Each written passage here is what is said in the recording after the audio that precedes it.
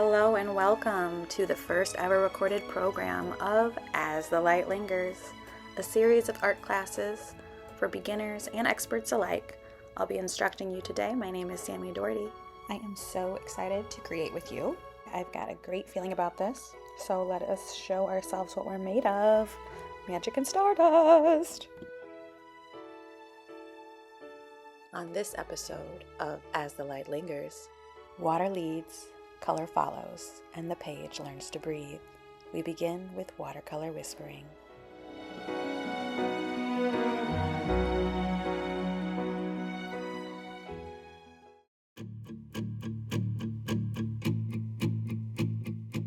You will want to get some watercolors. Any kind will do. You'll find your preference as you go. These right here are Winsor Newton that I'm tapping on. They can be great and have a good saturation to them. You'll see what you like as you go along. Make sure you have a palette and some good watercolor paper. There's lots of kinds. 140 pound is the best, I think. You can go cold or hot press. Cold has texture, hot press is smooth. Mixed media paper is also good. Not quite as good as watercolor paper, but it'll do. The break of dawn. I think this first one is the Canson 140 pound cold press paper. Make sure you have some water. Paper towels, yep. She's tapping. I'm tapping. I have a bamboo brush. I really like those. If you can't find those, any kind of brush will do that's about a medium size. I like a little floppiness to mine. The more you spend, the higher quality, depending. But you know what? To me, it's not the tool. It's the artist. You also want to use some painter's tape. And that keeps the paper from staying wrinkly. It'll get wrinkly sometimes when you add your water, but this will stretch it back out and it'll dry flat again.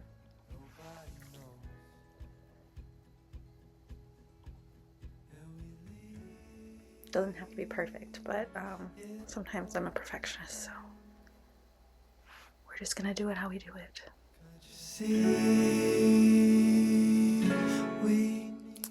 There we go. And I'm gonna be doing two different types of works here, but we'll be playing with complementary colors. So on the color wheel, yellow and purple are opposites, and orange and blue are opposites. So I'm going to be playing with those two complementary color schemes because when they're next to each other, they're just going to pop at their highest intensity level. So you can really play around with that foreground and background, push and pull, and light and shadow. So I'll start with my warmer color, which in this case is my yellow. I love this color yellow. It's like a dandelion yellow. And I'm going a little more intensely on the outer edges just to give it kind of a halo effect. And I feel like if you're looking at the sun, it is going to be more that white light in the center, and it'll give you some more reflection colors as we fade out into the skies. Use your extra paper towels as a tool. I was going for a lighter area. So sometimes I'll, dab and reapply or just see how we're going. I have a dog, so don't mind my dog hairs getting involved. And we all sit around the fire. And then the beauty of watercolor is that you get to take breaks because you have to let things dry. So we're just going to take a break and let that dry. And we all sit around. Okay, it's dry now. I'm gonna get like a more rough brush that I don't mind using as like a stippling tool and letting it loosen up a little bit. This one used to be square, and after a while it just got worn down, so it makes it perfect for stippling like foliage. So I'm taking my opposite of my yellow and going in with purple. And then that will create sort of a pop in front of that yellow. It'll create that differentiation. And I'm allowing different areas to be more transparent and different areas to be more opaque and darker. And that technique is just to change your pressure, stagger it from more pressure to lighter pressure to represent the light shining through leaves at different intensities and in different pockets. Also allow things to be imperfect. If you try to make your shapes too alike, like your poofy clouds or something, really give yourself almost like different shapes, or giant abstract letters or stars, and create your shapes that way. If you really can't separate yourself from just instinctively doing it, then go ahead and make shapes up, but stagger them. And lose all. And remember to diversify your size of those different shapes, and that'll give you the illusion of diminishing in distance, diminishing in that size. I'm kind of giving mine more of a frame, and I'm doing more intense colors towards the edges of what I believe my frame to be. So if you picture where your light's coming in and where the most intense contrast would be, that's where you'll want to put those darker, more opaque purples at this point. Now we're going to take another break and let that layer dry in between the next layer. This life will keep us young. Next layer. Now we're adding trees. So be courageous and brave, but you can start pretty transparently, which will be good because those trees that are farther back in the background are not going to look as intense and saturated, almost as if the sun is wrapping around them and it's so bright that our eyes can't see that color as vividly. I also start with some thin trees. Again, as things go further back, they get smaller. Even though they look thin, they're really far back. These are just tools and tricks to give that impression of space and depth. And that's what we're creating, is depth. So I'm going in with some thicker ones and some darker ones. And I have slowed this portion of this particular artwork down a little bit, just so that you can see the real-time movement and how it can be very meditative. It doesn't have to be scary. You can slowly make those decisions, slowly taper out from thick to thin with your line work. I like to take breaths in between to get those lines super crispy, super graceful, keeping in mind the different angles a tree will take and the curve and pattern that repeats itself as you get smaller and smaller from trunk to branch. Feels like we're in a dream. You know what I mean. My absolute favorite thing about art is that every decision and the pace of all of those decisions is completely up to you. So in that way, it's a really strong sense of control. So again, I took another break in between and let that layer dry as well. And now I'm going back in with black in the same way I just did those purple trees. Some transparent, some more opaque, some thinner, some thicker. I'm keeping my center open right now, but I will go through there and work in. Be bold and brave.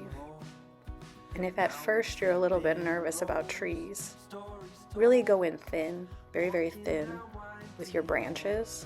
You can always make them thicker. Just think thick to thin as you do your branch work and your trunks. The water flowed down in the valley. Oh, sudden change of heart. I'm going back in with the bristly foliage brush. Test out the waters a little first. Do some nice transparent little bushes, little foliages, because we don't want to cover up all of our beautiful underbrush over there, little purple plants. These should be sometimes in different locations, sometimes overlapping, just a little bit. I did not let my branches dry in between because I am not done adding black, but I do have to keep that in mind, as the water will touch each other. You have to work with the water. This is a collaboration here. You have to understand the water, be the water, feel the water, respect the water, and acknowledge the water. Watercolor will definitely teach you patience, timing, and restraint. But we're just putting a little love on this paper today. We found a place. Watercolor is a flexible medium. While wet, you can lift that pigment and lighten with a paper towel. You can also soften it with your brush and reshape those areas with extra water. Equally important is learning the paper itself. How much water is too much water? When is it receptive? When has it reached its limit? Explore pushing beyond those boundaries and discovering where your control gives away to unpredictability. That understanding your paper and your water completely is essential to truly understanding this medium. So young. And now I'm just going back in with a darker layer of trees over the top of what we just formed. And I think I'll just make this central or almost slightly off-center tree at the highest contrast, just a little more intricate, maybe a little more special and detailed than the rest that fall behind. My heart is free. And then those final touches would just be a little bit more contrast popping here and there to blend that central tree into the entire mix so that everything looks like it goes together. We've got a good diversity of values there. Is all so young.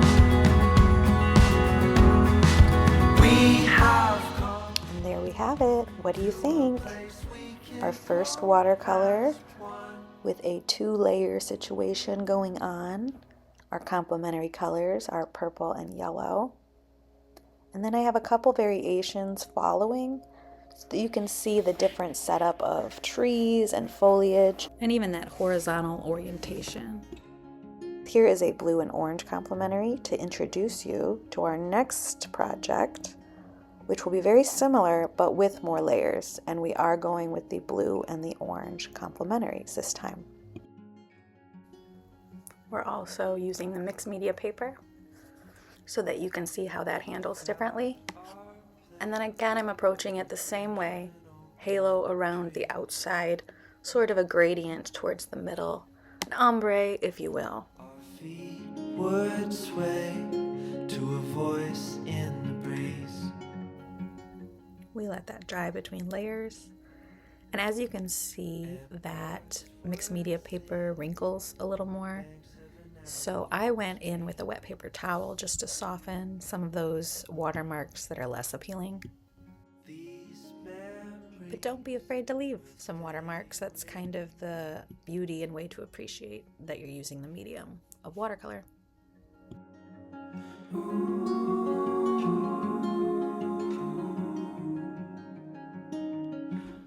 So I'm doing the trees first now so that you can see how I approach those in case the foliage got in the way before. And this is my furthest back most layer of trees. And you'll notice I'm not doing the trees from life or observation. Trees are an interesting subject matter in that way. It is the only subject matter that I recommend doing the observation separately than doing the actual artwork. Understanding trees takes spending a lot of time in nature, practice on rendering them, and a level of confidence in any art form because you'll make mistakes before you succeed. So just have fun with it. Let the mistakes happen. Learn from life. With salt in the air and sand on our feet. All right, same blue as my trees. Same approach to that foliage as before. I'm keeping this background layer a little bit lighter than I did in the first layer of our first artwork, because this work will have an additional layer in between, or I guess 2 additional layers in between. If we don't go transparent enough with this layer, it'll end up being a little too busy and it won't read quite as deep. Again, as objects recede further and further into the background, they get less harsh, sharp-edged. They'll be very soft and lighter and less saturated. It helps me to look at the logical side or the scientific side of some things when understanding how to portray them or give the correct impression.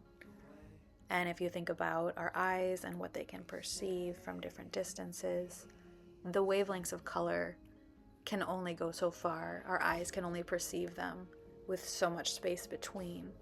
So the closer something is, the brighter it'll be. The further it is, the duller it'll be.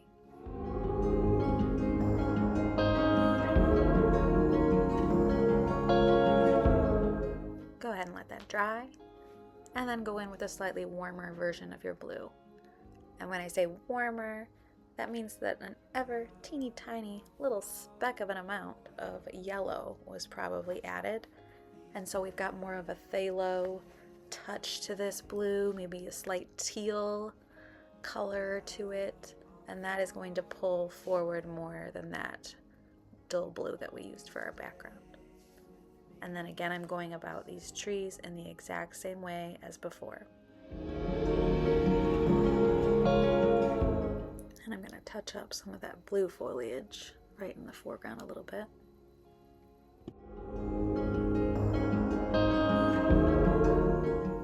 Once that's dry, I'll repeat those steps again with the black.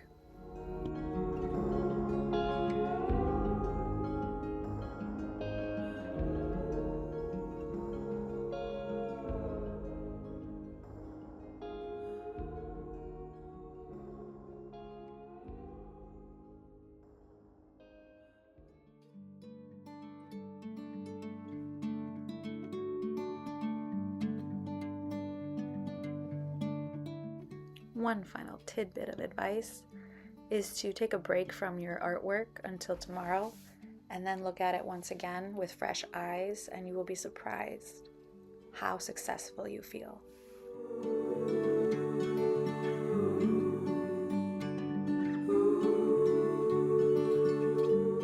And here we have it, the final product. Snaps and claps for you. Art is the courage to try, and you are an artist now. I hope you enjoyed the process. I hope you feel more peaceful, and I hope you have a beautiful day. Thank you for being here. Until next time, let the light keep painting through you.